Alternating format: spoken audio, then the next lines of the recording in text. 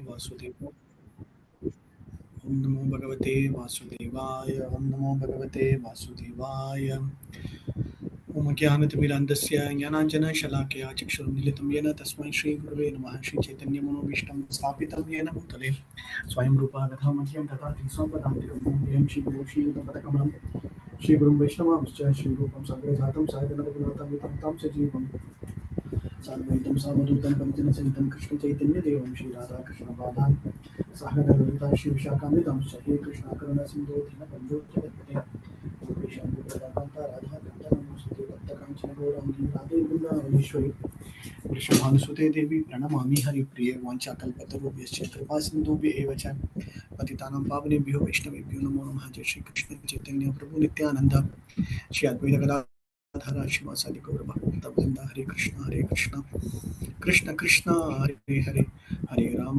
Ram Ram Hare Hare. Okay, Hare Krishna. So welcome to Bhakti Shastri. We're continuing with the second chapter. So what is it in second chapter is what we have been seeing in the last 3 weeks. Now this is third session, the fourth session. So Arjuna's lamentation followed by understanding of the Jivatma, performance of act, performance of duty with the knowledge, buddhi yoga portion, and then mind control portion we saw last class, and then who is the person, sthita dheer, who is the person who will act in that way, what is his personality, how does he talk, what does he do. So these are some of the questions posted by Arjuna, and Krishna starts answering it. And the last portion is all about devotion service. Okay, so this chapter is divided into majorly these categories, right? Arjuna's lamentation, signs of soul, then the God realization, how to identify from a karma perspective, mind control, and then the devotion service part. Okay, so this is how it is divided. Okay, so Arjuna's lamentation, signs of soul.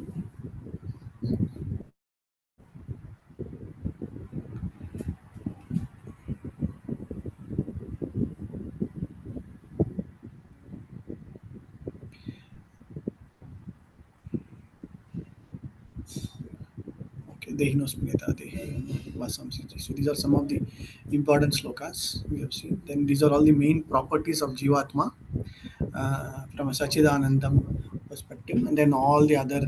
So this, from an examination point of view, there will be this. Um, how do you differentiate between a body and a Jivatma? Try to find minimum 10 differences. So you need to find it out how it can be done. So it is all specifically mentioned in the slokas, and then Krishna has mentioned. This also we have seen. And 13 to 38 was what we saw from a karma perspective. And then buddhi, with the knowledge, buddhi yoga. Okay. So this also we saw. Vitaraha Bhayakrodha, this also I think we saw last. So the embodied soul may be restricted from sense enjoyment, though the taste of sense object remains. But seizing such enjoyment by engaging higher taste, that's what we saw. So we will never be able to bring in trying to fulfill the taste, but only through a higher taste we will be able to, or fixed in a higher consciousness we will be able to. So that higher taste is very important. Then only that sense objects can be fully satisfied. Okay. इसको तो दे दे किसी को secondary one school में ही दिया किसी को. Okay.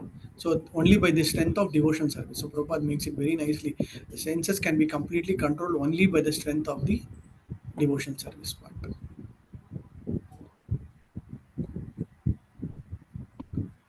Okay. So then we saw this entire mind and intelligence portion last, I think last session fully.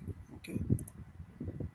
The karmendriyas, jnanendriyas, the functions of the mind, and then how the mind will work, and then what is the mechanism, what is the difference between mind and intelligence. Very important. Mind is just the reservoir of everything, but intelligence is the key decision maker that will discriminate what is good and bad, and then it guides the mind to do what and what not to do. Okay, so but the purpose of utilizing intelligence is at the jivatma state, so which is top, like the jivatma, then above sorry, you say sensors, sense objects, senses, and then the mind, then intelligence, and then topmost is the jivatma. So we saw this illustration also. Okay. See, these are some of the things that we have already seen. So we have seen the nature of mind also. What are the different types of nature? And then this is what we saw, the last one. Okay. Dhyayato Vishan Pumsa Sangasrizo Bajayate Sanjat Sinjayate Kama Kama Kurodo Bajayate Kurodat Bhavati Sammoha Sammohat Smriti Vimha Smriti Vimsat Buddhinaso Buddhinasho Paranashyate. I think two slokas we saw. Okay. So I think we'll stop here to this sloka. Then we'll get into the translations quickly and then keep going on it. Okay.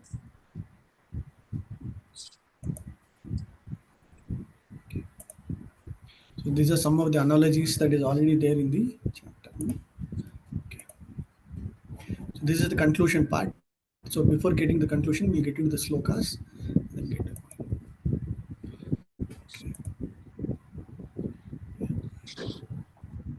Okay. Okay.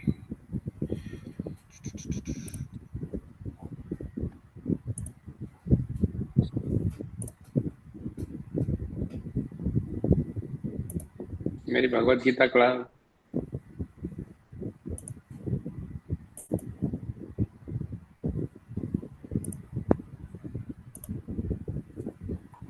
So we'll continue from 60, right? I mean 50 we have finished.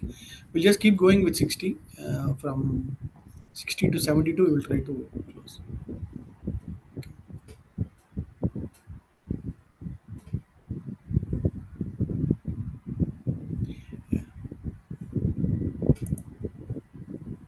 I'll read 2.60, Prabhuji. Yes, Prabhu. Go ahead and read 360. यततो ह्य आपि कौन्तेय पुरुषस्य विपश्चितः इन्द्रियाणि प्रमाथीनि हरन्ति परसभं मनः. The senses are so strong and impetuous, O Arjuna, that they forcibly carry away the mind even of a man of discrimination who is endeavoring to control them. There are many learned sages, philosophers, and transcendentalists who try to conquer the senses. But in spite of their endeavors, even the greatest of them sometimes fall victim to material sense enjoyment due to the agitated mind. Even Vishwamitra, a great sage and perfect yogi, was misled by Menaka into sex enjoyment. Although the yogi was endeavoring for sense control with severe types of penance and yoga practice. And of course, there are so many similar instances in the history of the world. Therefore, it is very difficult to control the mind and senses without being fully Krishna conscious. Without engaging the mind in Krishna, one cannot cease such material engagements. A practical example is given by Sri Yamunacharya, a great saint and devotee who said, Yad avadi mama chetah Krishna padavrinde nava nava rasa dhyama udyatam rantum asit. Tad avadi pata nari sangame smaraname bhavati mukha vikara shushtu nishatvaman cha. Since my mind has been engaged in the service of the lotus feet of Lord Krishna, and I have been enjoying an ever new transcendental humor, wherever I think of sex life with a woman, my face at once turns from it and I spit at the thought. Krishna consciousness is such a transcendentally nice thing that automatically material enjoyment becomes distasteful. It is as if a hungry man had satisfied his hunger by a sufficient quantity of nutritious eatables. Maharaja Ambrisha also conquered a great yogi, Durvasa Muni, simply because his mind was engaged in Krishna consciousness. Savai Mana Krishna Padavrindo Vasamchi Vaikunta Punanu Varnan. Hare Krishna. Thank you, Prabhu. So very importantly, Arjuna is making made to understand what Krishna says. Yatato hi api kaunteya purushasya viparicchitah. Okay, Indriyani pramatini. Pramatini means connected. Very agitating, very pramada, which means very difficult, very dangerous. This one, okay. So if the senses are not controlled, then it will just completely carry away with the mind. So Krishna Prabhupada is giving a lot of examples on Vishwamitra and others also. But if somebody is able to get, and then he's giving example of Ambarish Muni also, Ambarish Maharaj also. Ambarish Maharaja was able to control completely whatever be it. The anger given thrown out by Durvasa Muni, he was able to control it fully. Right? So that is where if you are able to take shelter of the lotus feet of the Lord, then you should be able to easily control it. Okay. Okay, we can just read through the translation and a sloka and translation also. Some of the main points alone we will see. Okay, yeah. Go ahead, somebody. तानि सर्वाणि संयम्य युक्त आसित मत्पर वसेहि यस्येन्द्रियाणि तस्य प्रज्ञा प्रतिष्ठिता.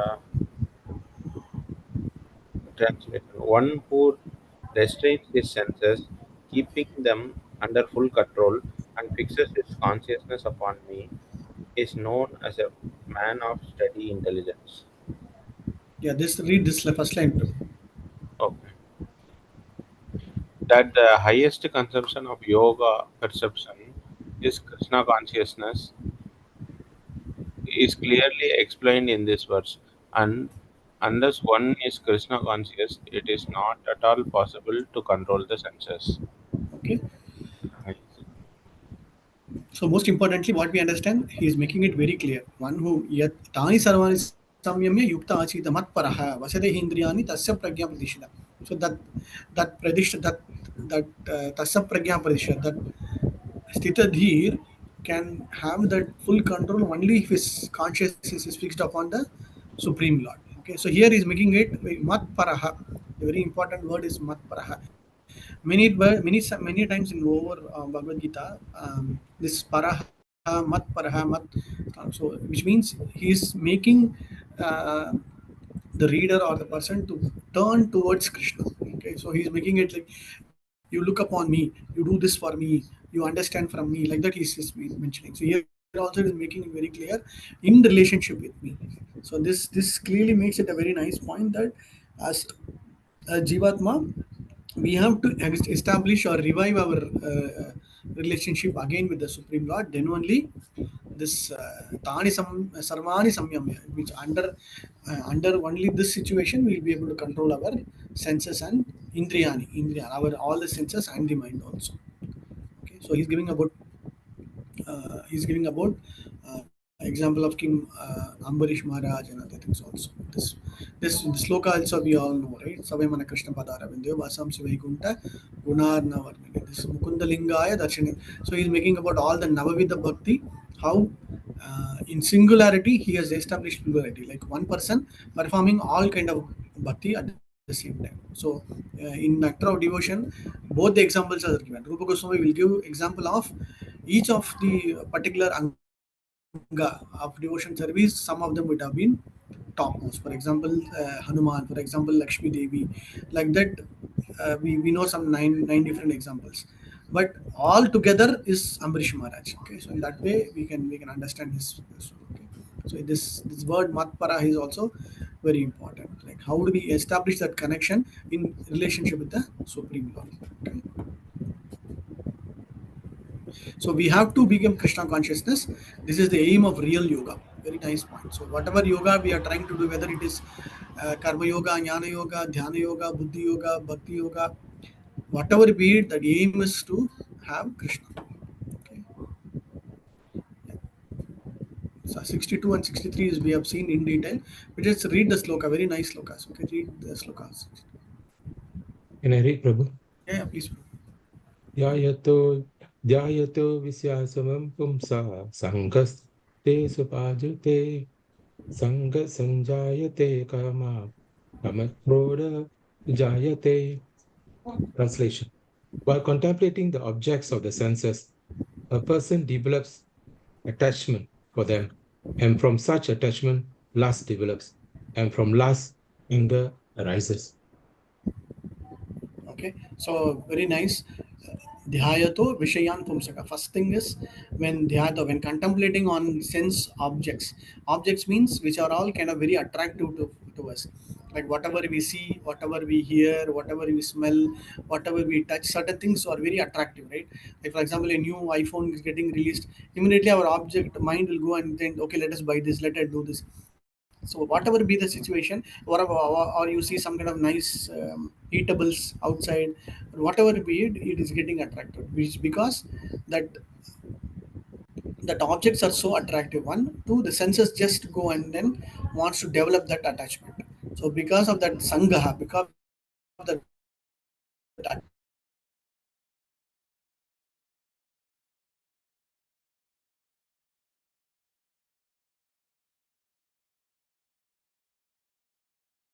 what happens? Sanjat, Sanjayati in it. Somehow or the other, by whatever be the means, the fulfilled, what will happen? Sanjat, Sanjayati kahama, kama, krodha ubhajayati.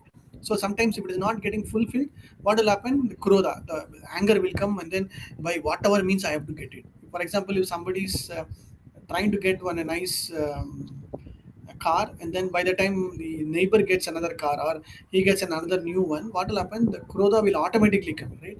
See, I am supposed to get it, but before that this particular person got it. So in that way also, the desires will never get fulfilled, and the desires, unfulfilled desires or desires that is still yet to be fructified, also is dangerous, and it will lead to krodha, will lead to anger. Okay, so Prabhupada is making very neat. What is the secret of success? Okay, the secret of success is essential devotee shuns all material enjoyment to higher taste of spiritual enjoyment with the association of the Lord.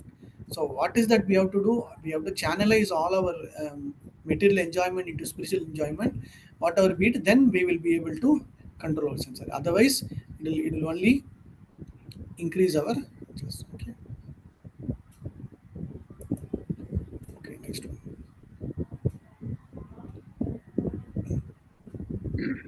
क्रोधात् भवति सम्मोहः सम्मोहात् स्मृतिविभ्रमः स्मृतिभ्रंशात् बुद्धिनाशो बुद्धिनाशात् प्रणश्यति. From anger, complete delusion arises, and from delusion, bewilderment of memory. When memory is bewildered, intelligence is lost, and when intelligence is lost, one falls down again into the material. So this line is also a nice line. By development of Krishna consciousness, one can know that everything that is in use has its use in the service of Lord.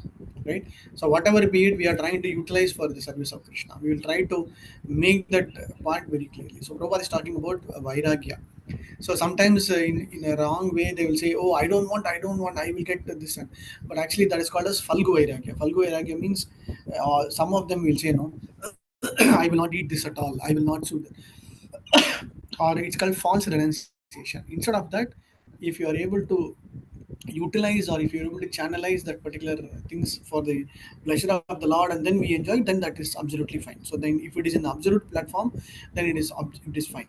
So most of these impersonalists or some sannyasi will say, I will not touch that. Or some Prabhupada will usually say, no, some of these sannyasis, they will never touch money also. Will say, no, if I touch money, if I touch that paper, I will get attachment. If I touch coins, I will get attachment. So I will let it be there.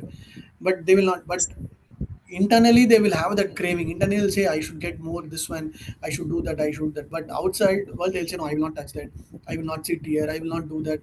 I will not come in car. I will not. I will, so many things. They will have some external restrictions. But internally, whether that is getting purified, that is a big question mark, right? So Prabhupada is making it very nicely. It is not about how do we get detached, but it is more about how do we utilize our the material objects into Krishna consciousness. Okay, so that is what is making, and he's talking about prashadam also. So we all know very specifically this sloka. Prabhupada is making it nicely because prashadam is a very, or eating is very important aspect of it. So because whatever aharam, whatever food that we take is what will determine our consciousness. It will trigger our stimulus. It will trigger our thoughts. It will trigger our feelings. It will trigger that feelings into actions, and because of the actions we will get karma, and because of the karma we will get into a cycle of that. So all in one way is all because of what we try to eat. Okay, that is why the more shuddha sattva, more sattvic food will lessen our agitation, lessen our krodha, lessen our mind, everything. So that is why Prabhupada is also making it very clear. Try to have more of prashadam and then not into any kind of food. Okay, and he's also talking about artificial renunciation.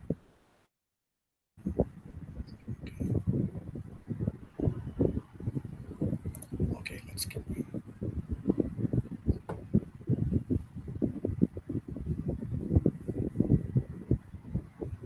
Yeah, this sloka is nice sloka. Go ahead.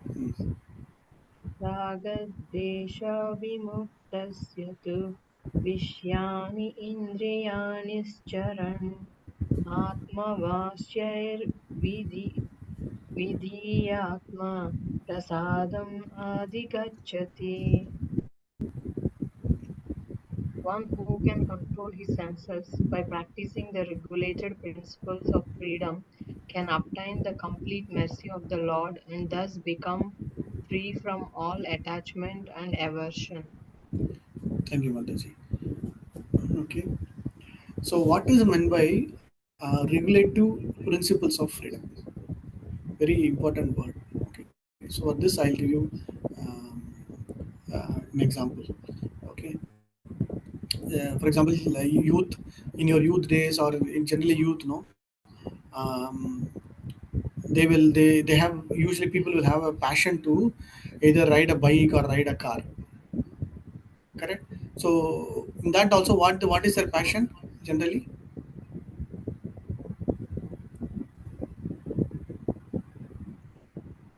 See, somebody wants to drive a car. Yeah, sorry. They want to drive fast. Yeah, they want to drive faster, they want to ride it faster, right? The more the faster, the more the enjoyment. Yes or no? Yeah, they say thrill. Right? Yeah, they that's the thrill, that's the thrill of it. So they have that thrill part. Okay. But if somebody says please apply brake, please apply brake, so initially what is that they will think? Or for example, they are riding in Singapore, at some point of time or many junctions you have a lot of lights. What will be their what will be their thought? To Oh, slow. why there is red light always? Yeah, why this red light, and I hate the brakes, correct? So at some point of the time, even in India also in those days, they will try to have show off with a bike without brakes, or show off a cycle without the brakes, correct?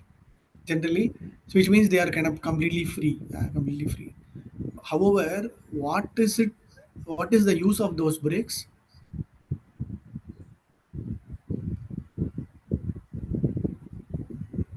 Slow down. To slow down. Okay. Actually, any other thought? To Safety. control. To control. Control. Okay. Any other Sa- thought? Safety. Safety. Okay. Then,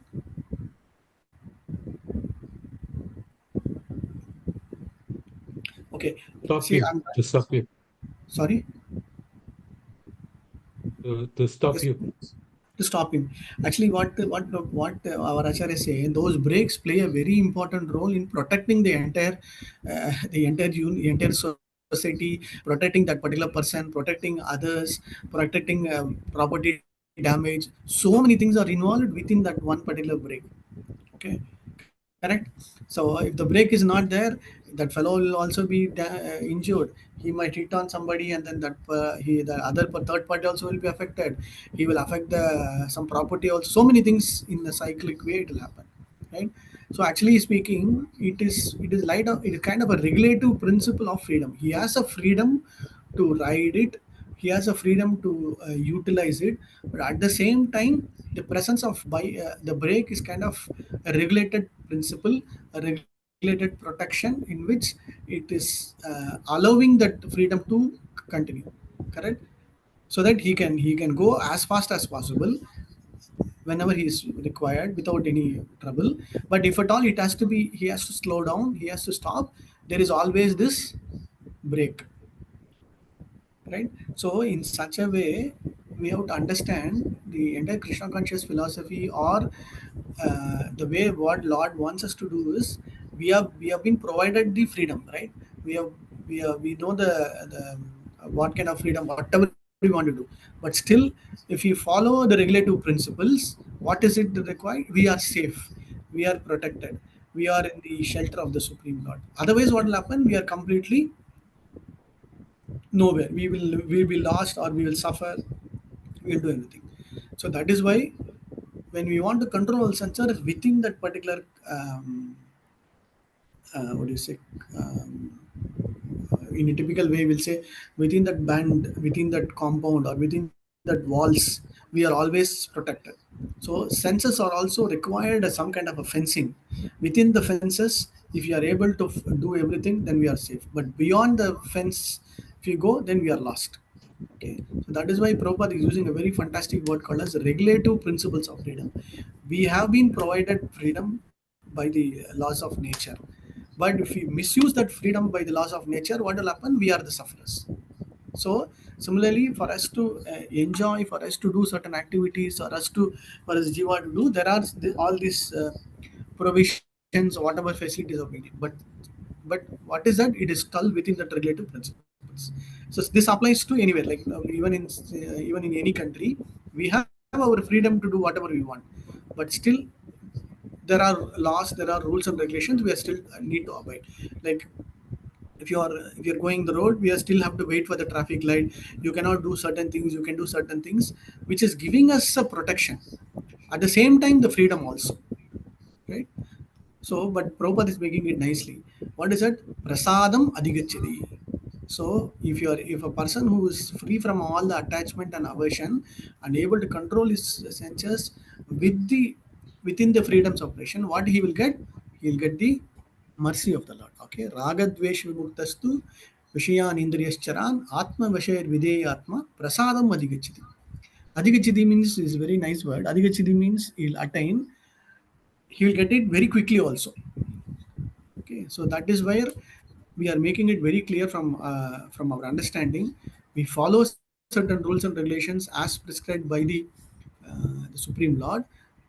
What is the benefit we will get? The benefit that we get is the mercy of the Supreme Lord. So without mercy of the Supreme Lord, nothing will happen. But at the same time, if you follow his way of working, his way of thoughts, his way of what you want to do, then definitely we are under his protection. So therefore, to act or not to act is within his control, because he acts only under the direction of Krishna. So at the end of the day, whether to follow or not to follow, see, whatever be it, it all depends upon that particular jivatma. If that consciousness is pure and clear, then he will act accordingly, right? So this consciousness is a costless mercy of the Lord, which the devotee can achieve in spite of being attached to sensual. So what will happen? Because of the Lord's mercy, that particular person will be completely protected. Okay, clear? So so what is meant by regulative principles of freedom means we have to give that definition. So okay, any doubt?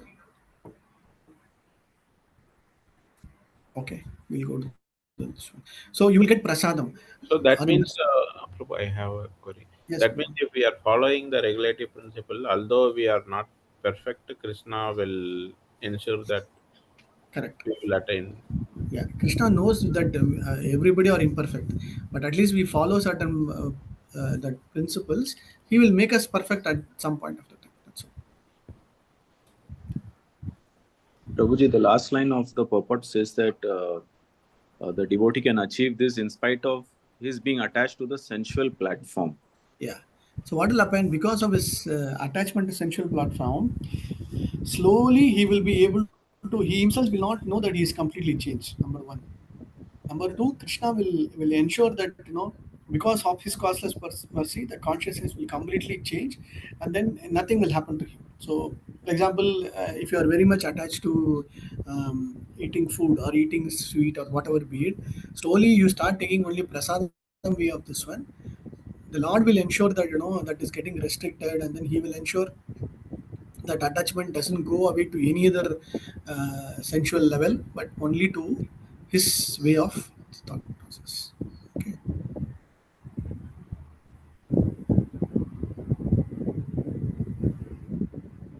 clear? Yes, Prabhuji, thank you. Okay,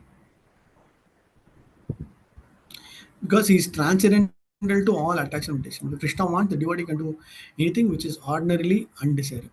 Right? Even ordinary also he will not. If Krishna does not want to do, he shall not do that which he would ordinarily be done for his own satisfaction. So, in any way, we can understand that we go by what does Krishna want, and we do that. That's all.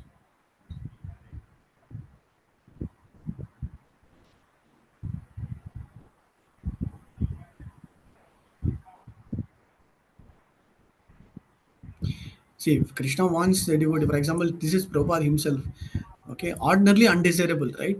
Ordinarily at the age of 70, going out across multiple countries, establishing 100 temples. So, but Krishna wants it, then Prabhupada was just doing it, right? But if Krishna does not want, then whatever be it, they will not do it. That is also nice.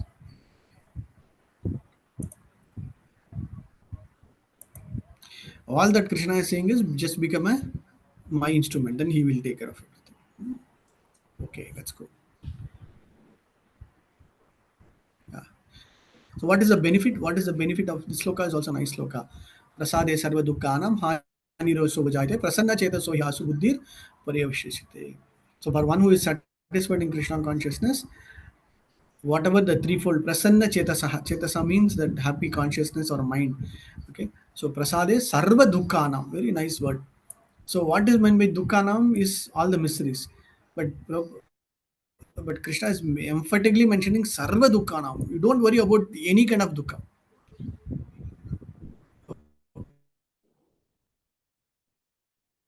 Okay, either coming from Adi Devik or Adhyatmik, whatever be it, that prasadam, the costless mercy of the Supreme Lord will destroy. Okay, Hanir Haso Bachai. That is first part. Second part is prasanna chetaso he buddhi parivashite. So that particular person's buddhi, that particular person's intelligence will be at the highest end. He will be in a happy mood, and then he will be able to do proper decision making, proper way, and everything. So two ways. Two. One is because of getting mercy of the Lord, the prasadam, all the miseries also will go away. He will be happy, and at the same time he'll be able to act with much more better intelligence. Pari avasthitate. You're able to relate to each of the slokas. How Krishna is trying to bring slowly from importance of controlling the senses, because he was asking Stita Dhir, right? So control the senses, control the mind, use your intelligence, and then when you do that, what will happen? You will get the mercy of the Lord. Because you are getting mercy of the Lord, you don't have to worry about any kind of miseries, and all kind of good intelligence will be established, and you will get prasanna chetasa. You will get all kind of good happinesses. So in that way, he's slowly making somebody into Krishna conscious way, or making that particular person into thinking in Krishna's way. So that is more towards what bhakti yoga, more into devotion service. Okay. Prabhu, actually, here in this situation, controlling the senses is on the sense will the sense what here I can understand is only the mind, right? Because of his attachment, only he's telling, "I won't do this, I won't do that." Yeah, attachment to That is only the sense, means that is mind only, sense right? objects, and then that attachment is because of the desire.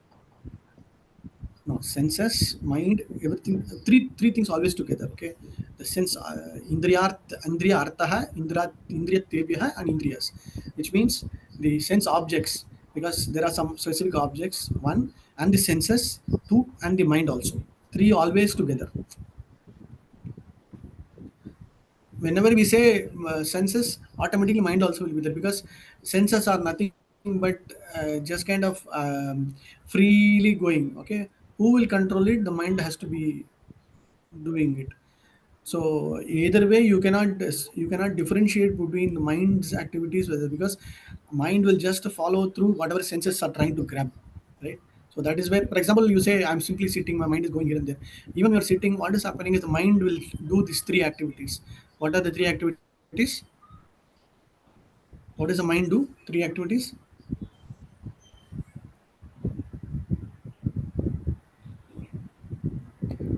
Thinking, Huh?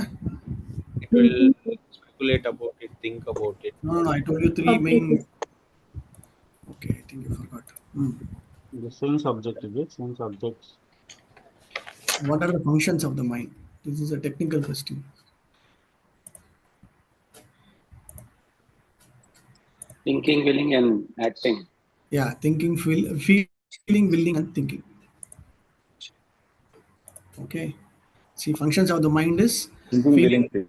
thinking, willing. Okay, FWT or WFT or whatever way you want to remember. You do. So mind will always do these things.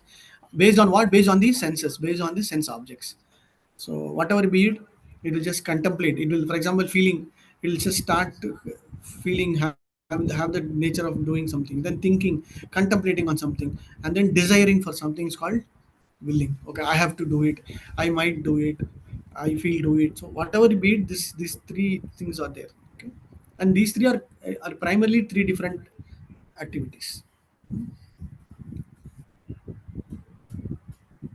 See, I'm thinking of going to temple. Okay, I am willing to go to temple. I'm feeling I can go. I'm feeling I'm not able to go. So, in one sense, all three might look same, but all three has got its own repercussions. Thinking doesn't mean that it is actually happening. Feeling is also like that, but willing is like at least okay. We will let me make an attempt. Then the indriyas will actually act accordingly. Okay. So what I'm saying is you can put down as an exercise, and then you make any kind of an action or a activity, then it will definitely fit into all these three. Okay, so that accordingly your karmendriyas and jnanendriyas will start acting on it. That is what we saw in the last session. Like for example, this illustration, you change it to any kind of illustration. For example, your instead of cake shop, you put something else.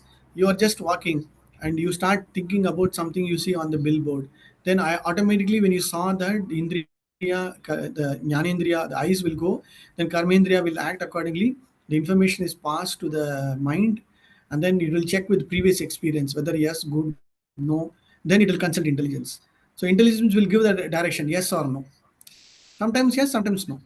So both are okay, but that decision has to be taken by the jivatma. Okay. So without the consultation of intelligence, it is do, then automatically it will have a lot of deep repercussions. Clear, Balaji Prabhu?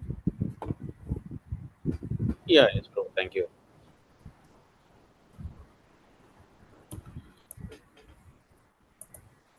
Okay. Yeah. So let's continue.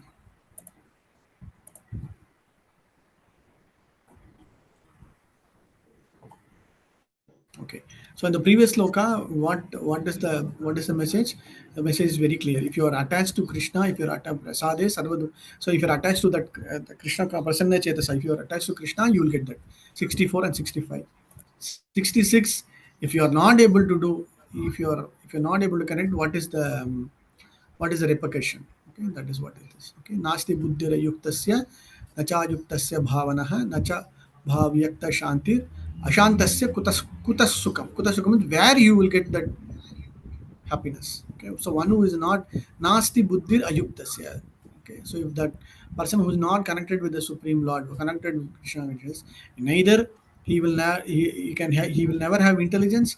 He will not have steady mind, and nacha bhavya shanti ashantasya kutasukam. He will never get peace of mind. He will never get happiness also. So indirectly, Krishna is making it very clear to Arjuna. Until otherwise you fall in line with me, if until otherwise you start thinking on what I say, you will never be happy. So what was Arjuna's standpoint? I am not getting happiness here, I am not happiness getting there, my shanti, everything gone. So for that point, Krishna is making it very clear to him that no, until otherwise you act according to what I say, your buddhi, your intelligence will not act properly. Your mind will be completely confused. Nasti buddhi means your buddhi will be completely ayuktasya. It will not be connected with the supreme. It will not be completely good also. Okay. So unless one is Krishna conscious, there is no possibility. Prabhupada is making it very nicely. Okay. Therefore, one who is engaged without a relationship with Krishna is always in distress and without peace. How much, how much he may take a show of peace in spiritual advancement. Okay. This is a very nice statement. Okay. So if one is not in Krishna conscious, there cannot be final goal of the mind. Okay. So in a way where we can say controlling the senses, controlling the mind, using the intelligence, focusing on Krishna, act according to Krishna, what you will get peace. You will get good happiness. You will get everything. But if you don't do, what will happen? You will never get anything. This is the conclusion portion of the chapter.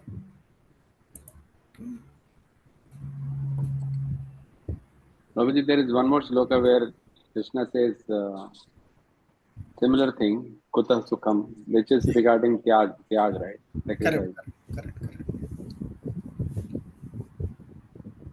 Yeah, read this look also.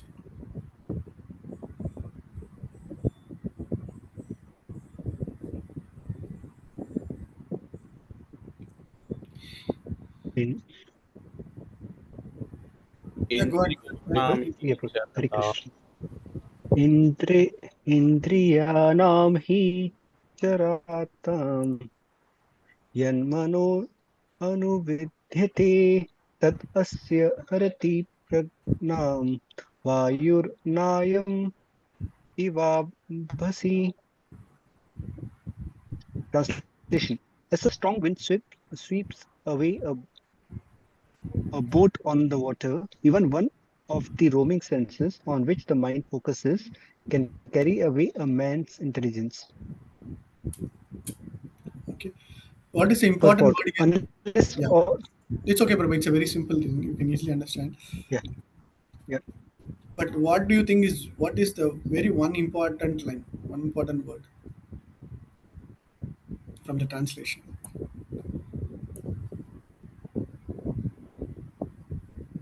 That senses are very strong. Senses are strong. Okay. Even one of the roaming senses. Exactly. So making it very clear. Sometimes somebody will say this is okay, that is okay, but he is making it very clear. In this, even one of the roaming senses on which the mind focuses can have it. So it is not required like all together. Okay, even one is enough to destroy that particular intelligence, destroy that person. So it will just sweep away his intelligence, right? So we have seen just by eyes alone, somebody get attracted and totally falls. Just by hearing, somebody will get totally destroyed. Somebody by taste also will be destroyed. So these are all some of the ways, but making it very clear, unless all the senses are engaged, it's not one or two or this one alone. No, all the sensors are to be engaged. Even one of them in the sense cultivation can fall. Okay, so that is why he's again giving Maharaj Ambarish example. So making it again emphatically point that we should ensure all the senses are being engaged. Okay, nice. Again, this is kind of an analogy where it is Vayur Navam Ivambasi. Navam is the boat, and then Ivambasi. Like if you go through the in the sea or in the ocean, one wind is enough to completely topple the boat. Indriyanahim charatam yad manah anuvidyate. Okay, so these are all. So that is why everything we have to see in connection together only. So you cannot split separately. Mind is separate. The senses no. It is actually it will act. Mind will act according to the senses devouring. Okay, that is why it is very important. Okay, last. Tasya pragya pradishita. Yeah, read the.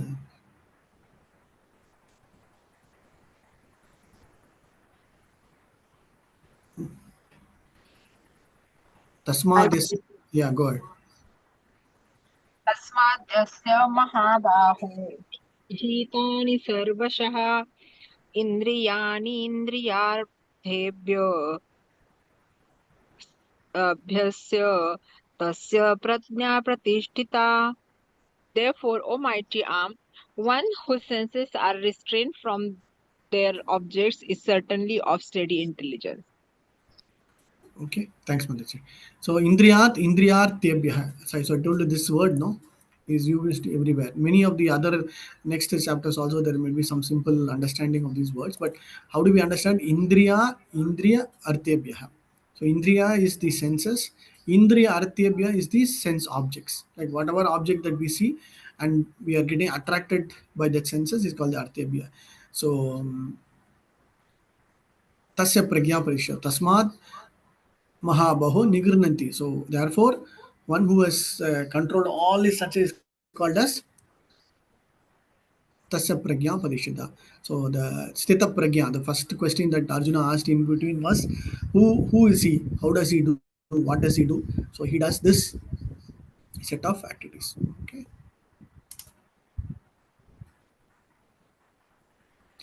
So Prabhupada is making this like one should practice this art under the guidance of a spiritual master called a sadhaka or a suitable candidate for liberation. So when we start working towards Krishna conscious way, performing our sadhaka, everybody are sadhakas, meaning we follow certain rules and regulations, certain principles, certain procedure is nothing but sadhana, right? The practicing way, and that person is called as sadhaka.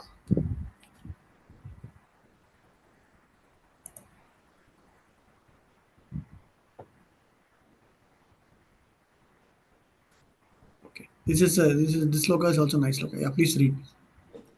या निशा सर्वभूतानां तस्या जागर्ति संयमी यस्या जागृति भूतानि सा निशा पश्यतो मुने.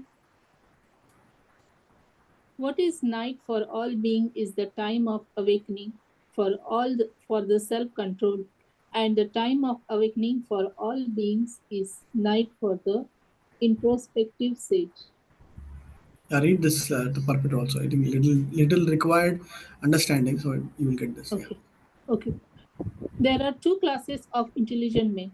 One is intelligent in the material activities for the sense gratification, and the other is introspective and awake to the cultivation of self realization. Activities of the introspective sage or thoughtful man are night for persons materially absorbed.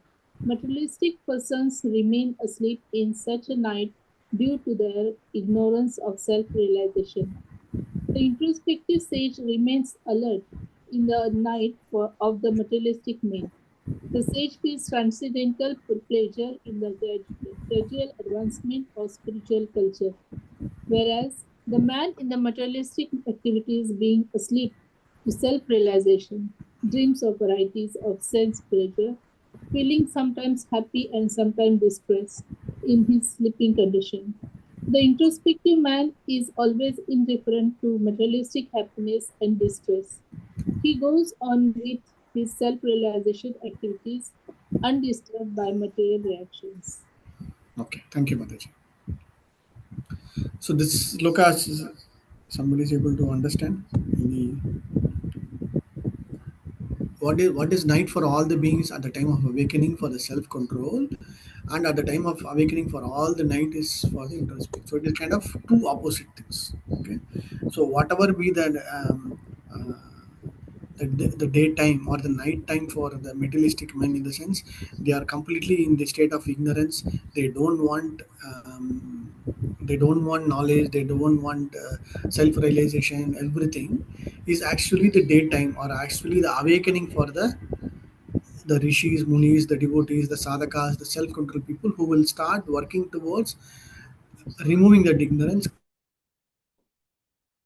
coming out of the darkness, and then focusing more on self-realization part.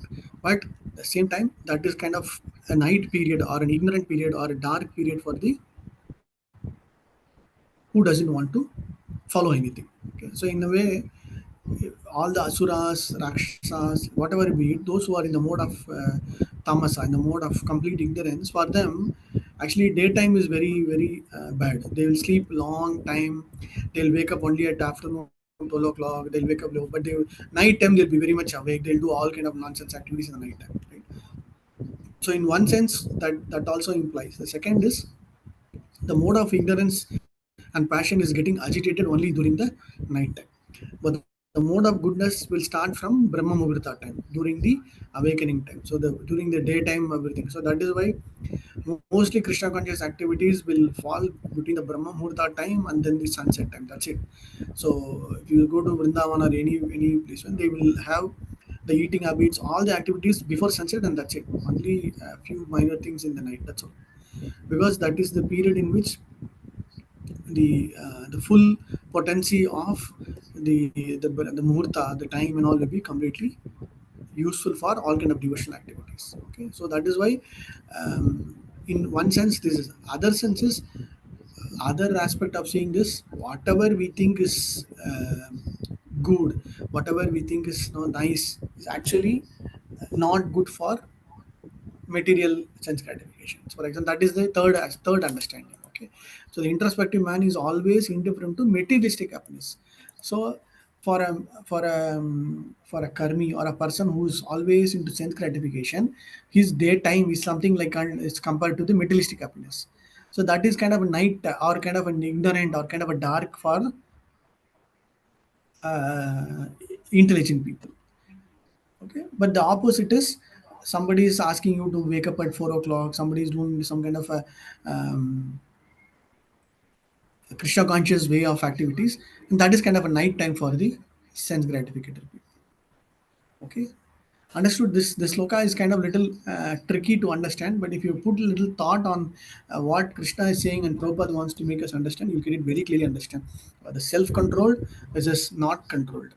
For self-controlled, the senses, everything will be stimulated. Happiness, everything is during the night time or the sleeping time of the self-control. So both are kind of opposite to each other. Okay, clear? Any questions on this sloka? Yes, Prabhuji. In the purport, for both kind of people, actually, Srila Prabhupada ji has mentioned that they are intelligent men.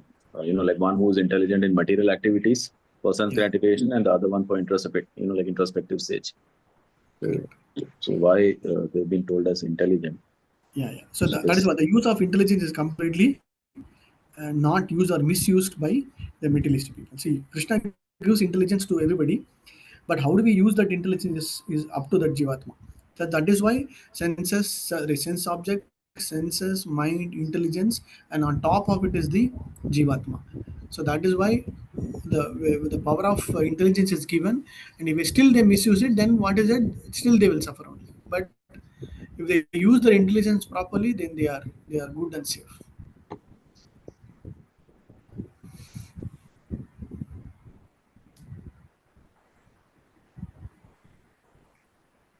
Okay.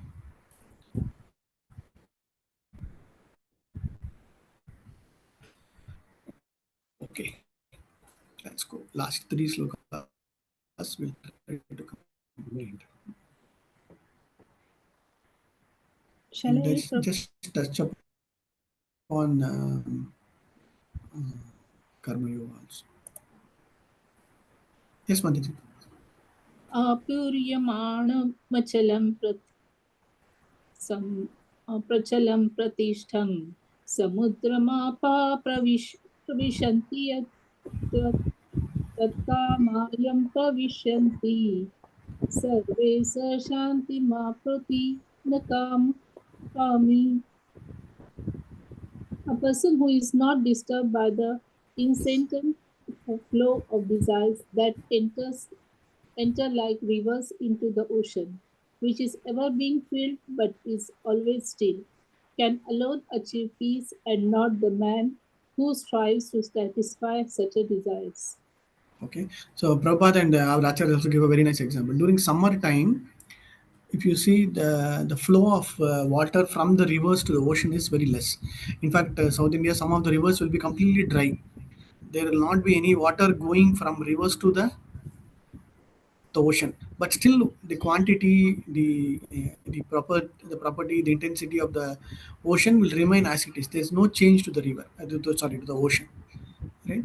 So the summertime. Winter time, what will happen? During, for example, if it is a lot of rain and then so much of water, within that 1 second or within that particular half a day or period, so much of water will get into ocean. But still, ocean doesn't have to change anything. Ocean doesn't say, oh, I'm overflowing. It is not changing its route. It will still remain as it is. So that is the nature of the ocean. Even if it is no water coming in, or for example, summertime, what will happen? How does rain come? There's a lot of evaporation happening, right? Sun will suck more and more water from the ocean, but still ocean remains the same. Winter time, the sun doesn't do that much of this one, but still ocean will remain the same. Similarly, apuryamanam achara pradishtam samudram apa pravishyanti. So like a person who even though he's get a lot of all kind of material desires, this, that, and all, he will not be disturbed. He will not be distracted. He will just have it, and then he will be able to peace. He will be able to have that shantim. He will be able to have that kama kami. Okay. one who desires to fulfill. So he will not worry about how do I fulfill the desires. So it'll come, it'll go, it'll come, it'll go. He will never get disturbed or distracted. Okay, so this is very important, that whenever we get a desire, we have to just have that quick thought process of the desire. So desires, if we can we stop the desires? No, we will never be able to stop the desires. Desires will continuously flow. It is like, that is what it's like, instant continuously. It is not that it will come today, tomorrow it will take. No, desires are like ever flowing, continuously going. But at least if you are able to take a moment thought of how do I act on that desire, should I act on the desire or I just leave it out, or should I postpone the desire, whatever be it, if you start using that intelligence part, then we'll be able to have that control. We will have to have that shanti mapnoti adi. Okay.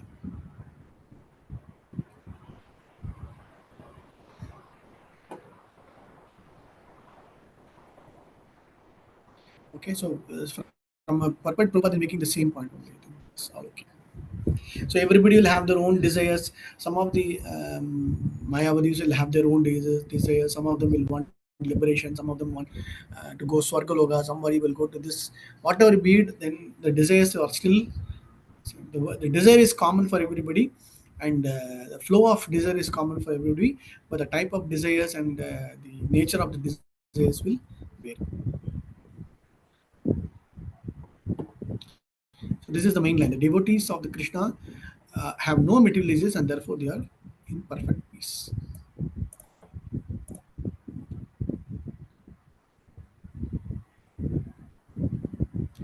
So how do I channelize? How do I change my material desires? Is what is more important. Somebody will ask, oh, how do I ensure that I don't get material desires? Obviously, we will get desires, but with that material desires, we have to see that how do I channelize or modify that material desires. For example, I want to buy the car, or I want to buy a new home, or I want to buy this. I want to do. So which is common, which cannot be, say no, I will, even if I buy a new home, how do I ensure that I do more Krishna conscious activities? How do I change that home into a nice temple? How do I invite devotees for a program? How do I ensure that I use it for preaching? Whatever be it, how do I make sure that that home is very nice for Krishna? So if you think in that way, then the purpose of having a home is getting fulfilled. But if you think that no, I will buy this, I have a 3 bedroom one, I have a 5 bedroom one bedroom for me, 1 bedroom for this one, I'll buy nice couch, so the desire of having the house is depends on the individual. But how do I make that house into a nice way is all again use of intelligence and the particular person's free will. Then accordingly he'll get peace of mind, he will get ensured this. Otherwise, whatever be it, because of the too much attachment, even in India also, many of them, if you see, if you ask old people, they will, one who, they take lot nowadays. Constructing a house or buying a house is like kind of okay kind of thing. But for our parents or somebody, if you ask, one of the biggest achievement is what, buying a house with LIC loan and then completing that house, right? And for them getting married, making the children marry, and this one, is one of the biggest achievements in their life, right? So the attachment, obviously the attachment to the house will be there. Somebody living there for 30 years, 40 years, they will never go. In fact, old people, they'll say, no, whatever bit, I will never leave the house. So the attachment to the house is because of their struggle, because of their hard work, struggle in getting that house, which is absolutely fine. But at the same time, that if that house is not properly utilized for Krishna, utilized for devotional service or for this one, then that house itself will become a big burden for them, right? So maintaining the house itself is a big struggle. Similarly, whatever, but I'm just giving you an example. What is more important is to free from our desires is more important, to ensure that at some point of the time that desires are all properly evaluated before being fulfilled. Okay, so desire evaluation is very important. Okay, last slokas. Okay, last sloka. Hello, Prabhu. Ha, Mataji, please. 71 or 72? 72 Mataji. एषा ब्राह्मी स्थितिः पार्थं नयनां प्राप्य विमुह्यति स्थित्वा स्यामन्तकालेऽपि ब्रह्मनिर्वाणमृच्छति. Translation. That is the way of the spiritual and godly life, after attaining which a man is not bewildered. If one is thus situated even at the hour of death, one can enter into the kingdom of God. Purport shall I read on? No, Mataji, it's okay. But after some time, I'll let you know. We can read this portion very nicely. Yeah, you can read the last paragraph, Mataji. Srila Bhakti Vinod Thakur. Yeah. Okay. Brahman is just that paragraph, na? हाँ ठीक है Mataji, वो भी ठीक है. Or Krishna consciousness, it at once attains the stage of No, Brahman. that's fine, Mataji. That's fine, Mataji. This यहाँ से the Brahman is also fine. Before ending his life, if one fortunately becomes Krishna conscious, he at once attains the stage of Brahma Nirvana. There is no difference between the kingdom of God and the devotional service of the Lord, since both of them are on the absolute plane to be engaged in the transcendental loving service of the Lord. Is to have attained the spiritual kingdom. In the material world, there are activities of sense gratification, whereas in the spiritual world, there are activities of Krishna consciousness. Attainment of Krishna consciousness, even during this life, is immediate attainment of Brahman. And one who is situated in Krishna consciousness has certainly already entered into the kingdom of God. Brahman is just the opposite of matter. Therefore, Brahmi Sthiti means not on the platform of material activities. Devotional service of the Lord is accepted in the Bhagavad Gita as the liberated stage. Sagunan samati tetan Brahma bhuyaya kalpate. Therefore, Brahmi Sthiti is liberation from material bondage. Srila Bhaktivinoda Thakur has summarized the second chapter of the Bhagavad Gita as being the constant as being the content for the whole text. In the Bhagavad Gita, the subject matter are Karma Yoga, Jnana Yoga, and Bhakti Yoga. In the second chapter, Karma Yoga and Jnana Yoga have been clearly discussed, and a glimpse of Bhakti Yoga has also been given as the content for the Okay. Thank you, Mataji. that's So the Bhakti Vedanta purport to the second chapter. this last line is very, thank you Mataji. So the last line is very nicely mentioned. Brahma Nirvanam Richati. Yesha Brahmi Sthita Partha Nainam Prapya Vimukhyati. Stitva Yasam Antakalepi. Antakalepi is very nice. Antakale Chamameva Sparan Mukti. So Antakale is used 3-4 times, but here the first time Krishna is making it very nicely. So even if one is situated at the even at the hour of death, one can. So in this way, Yesha Brahmi Stita Partha. So being situated in this particular stitva, in this particular stage, one is not getting into any kind of vimuham. Vimuham means some kind of bewilderment or not. And definitely at the Antakalecha time, what he will get? Brahma Nirvanam Rachati. He will get the liberation, or he will move out of this material world. He will get this spiritual world or supreme Lord. Okay, so in a way, this is also one the goal or achievement of Bhakti Yoga. Right, last 5 to 7 slokas is all about Bhakti Yoga portion, where we are making it very clear: control the senses, control the mind, use the intelligence, and work for Krishna, have the desires channelized for the Lord. Then that will ensure peace, that will ensure happiness. Then finally he's saying, if that is continuously followed, he will definitely attain Brahma Nirvanam Richati. Okay. So that is the ultimate goal of the Bhakti Yoga also. So that is why this chapter, when we started, it was all more about knowledge, or more about Jnana Yoga, understanding about the Jivatma, everything. But slowly the karma yoga portion with the karma with buddhi yoga also we saw, right? And then to some extent this last section about controlling the entire set of senses, sense activities, and then finally getting the Brahma Nirvana stage. Okay. So how does Krishna conclude? Krishna concludes that whatever be it, you have to control your senses. You act according to my will. this is on Prabhuji, what is the story of Khatwang Maharaj? Katwanga. See, Katwang Maharaj has got multiple stories, but as per Bhagavatam, one quick story is Katwang Maharaj. Um, there are multiple stories, but I'll just tell you one short story. It is his, we call it as a moment of death. Okay, Katwanga moment we call it. So in Bhagavatam, Katwanga Rishi Muni was sorry, Katwanga King Katwa. He was kind of very big. Great Kshatriya king. In fact, he fought war for the Devatas. So sometimes Dasharatha in Ramayana also, if you see, Dasharatha will go on behalf of the Devatas to fight against the demons. Similarly, Katwanga Raja also will go to fight for the Devatas. So during one of the biggest fights, he will fight for them for a very long time, and then finally all the Asuras will get defeated, and then Katwanga will be kind of victorious. So all the Devatas will be very happy. They will glorify him, and then they will ask him, what is the boon or what is that you want? So what does it he want? He will simply ask, what is that moment that when I am going to die, or when I'm going to come back, or whatever be the point.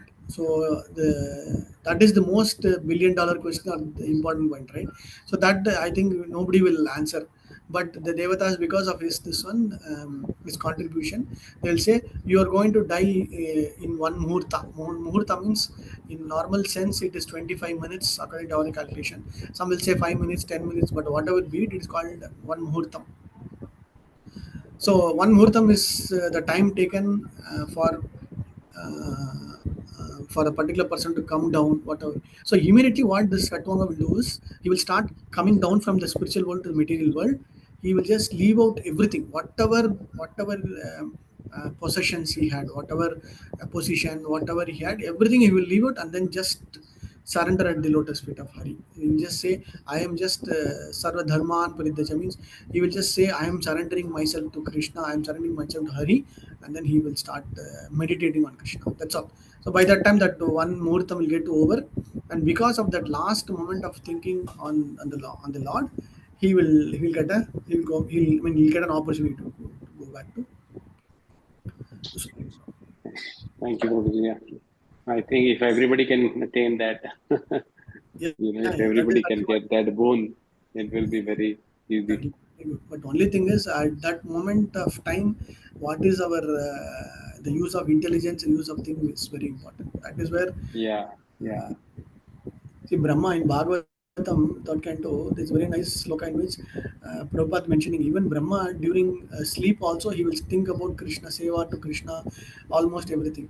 But Brahma is also worried about his position. He will say, "Oh, what will happen if I die with some material desires? I should not have material desires." So like that he will. So Brahma's lifespan is so huge, so much. He himself will think in that way. Okay, so in that way Brahma himself is like meditating on the supreme Lord. So what to talk Hmm. about this? Thank you, Prabhuji. So that is why it is called as Prabhuji, I Katvanga. think, yeah, sorry. Good. Yeah, Prabhuji, I think in like Sukdev, in like Goswami in the Bhagavatam also tells Parishit Maharaj that you have 7 days, but Katvanga Maharaj had only like one Muhuratam, and so even you can also attain God. I mean, in 7 days. Like I think he gives example of Katvanga Maharaj. Correct. Yeah, there are many references to Katvanga, but Prabhupada uses the word of Katvanga moment. So that is a nice word. Like we will not know when our Katvanga moment will come. Okay, but we should be ready for our Katvanga moment, and then we can.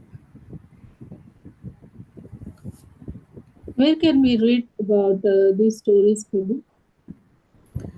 Is it in It is, Bhagavatam? yeah, it is in Bhagavatam. It is in Bhagavatam. Roughly which chapter, Prabhu? Which Third canto? canto. I'll tell you. I'll tell you. I'll just message you. Mataji. Yeah, sure.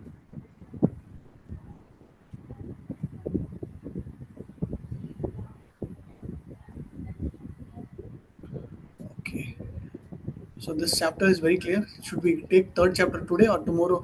Next Saturday we'll take third chapter. Okay.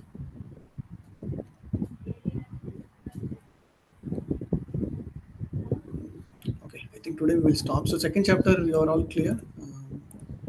Maybe I'll just run through the second chapter's important points.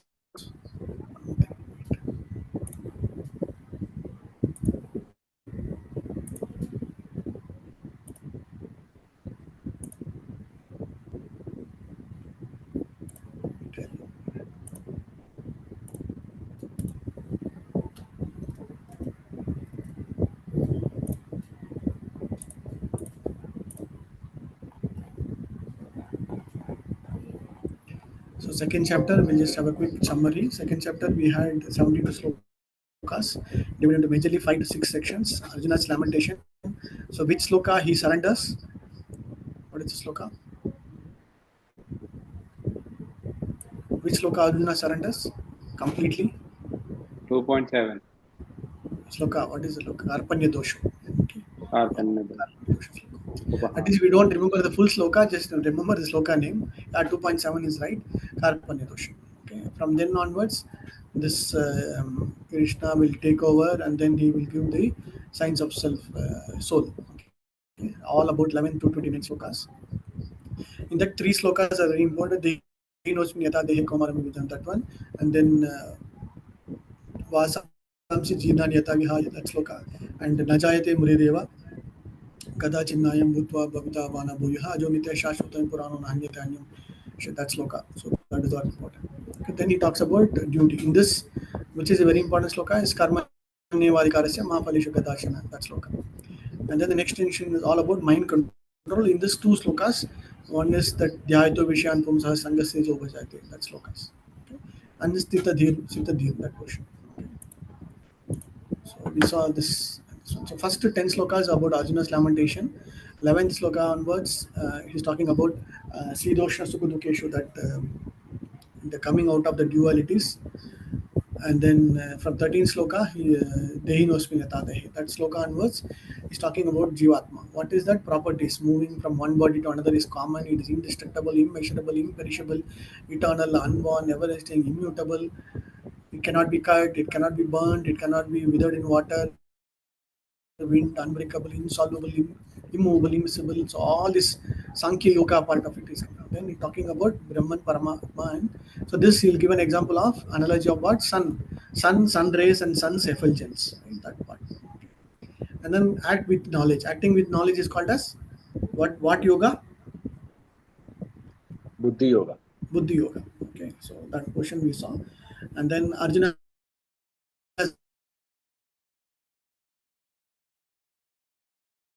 is asking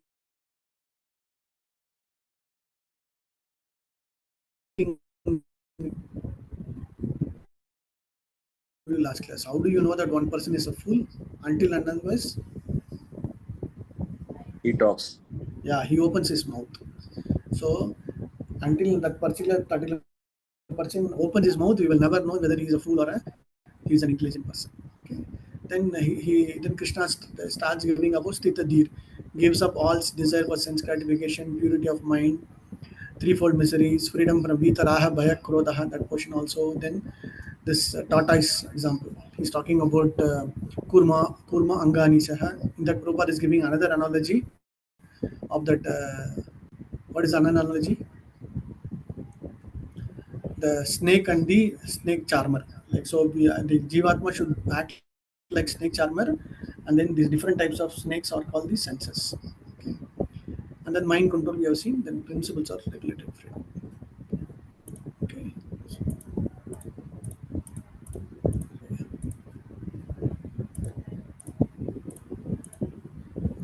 Okay. Just checking if you have any specific questions to answer. Second chapter. Check one second.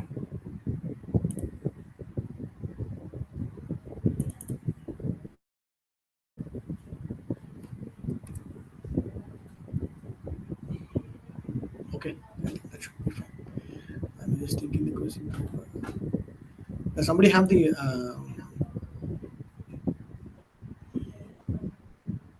Manual open? No.